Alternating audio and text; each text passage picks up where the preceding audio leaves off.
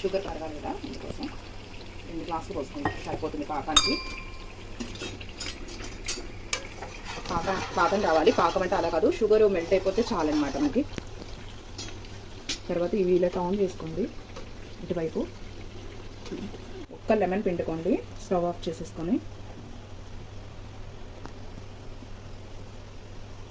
ఇప్పుడు ఇవన్నీ వేసుకోవచ్చు. మనకి కొన్ని వేసుకోండి ఫస్ట్ షుగర్ సిరప్లో. ఇది మొత్తం వీటికి పట్టేలాగా స్ప్రెడ్ చేసుకోండి. ఇలా కంప్లీట్గా స్ప్రెడ్ చేసుకోండి. షుగర్ అంతా దాన్ని ఫీల్ చేసుకుంటాం అన్నమాట. ఇంకొన్ని ఉన్నాయి కదా, అవి కూడా అలాగే వేసేసుకుంటాము. మొత్తం పట్టేసుకునేది షుగర్ సిరప్ మొత్తం వాటికి.